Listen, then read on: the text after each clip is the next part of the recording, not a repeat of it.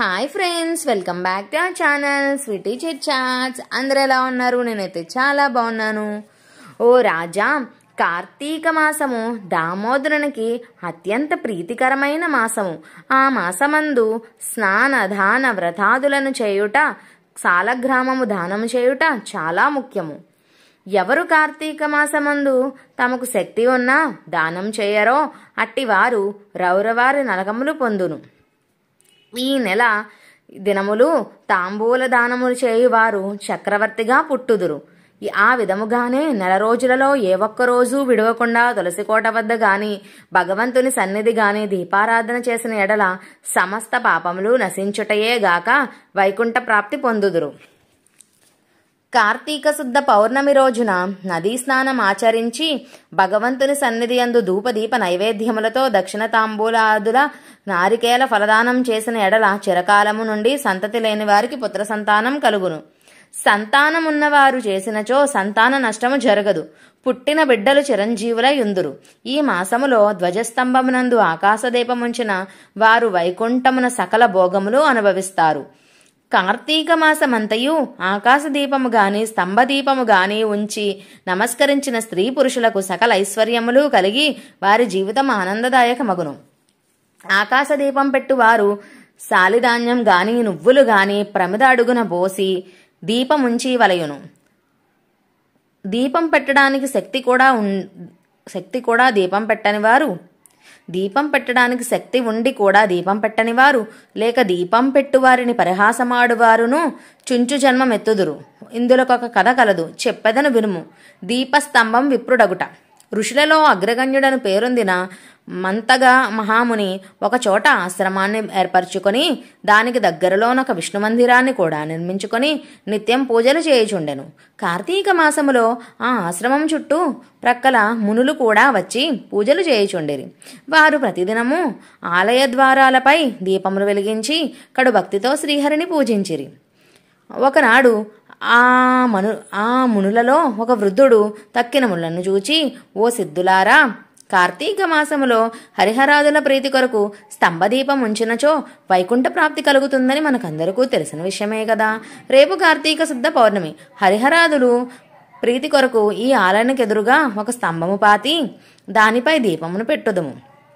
కావున మనమందరం అడవికి వెళ్ళి నిడుపాటి స్తంభమును తోడ్కొని వత్తుము రండి అని పలుకగా అందరూ పరమానందభరితులై అడవికి వెళ్లి చిలువలు పలవలు లేని ఒక చెట్టును మొదలంటా నరికి దానిని తీసుకువచ్చి ఆలయములో స్వామికి ఎదురుగా పాతిరి.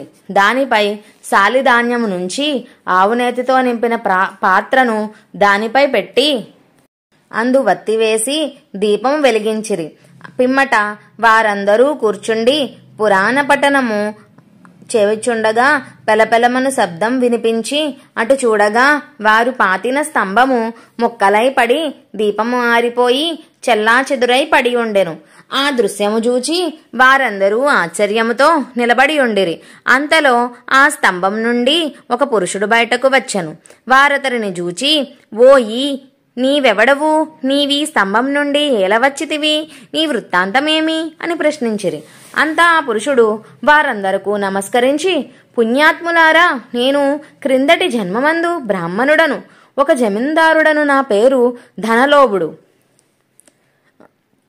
నాకు చాలా ఐశ్వర్యములుండుటచే మందాంధుడనై న్యాయాన్యాయ విచక్షణలు లేక ప్రవర్తించి తిని దుర్బుద్ధుల అలవడుటచే వేదములు చదవక శ్రీహరిని పూజింపక దాన ధర్మాలు చేయక మెలిగితిని.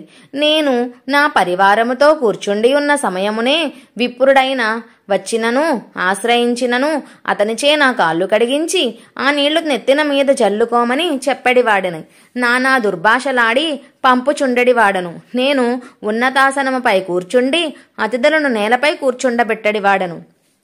స్త్రీలను పసిపిల్లలను హీనముగా చూచేవాడని. అందరూ నా చేష్టలకు భయపడేవారే గాని నన్నెవరునూ మందలింపలేకపోయిరి. నేను చేయు పాపకర్మలకు హద్దు లేకపోయేడిది.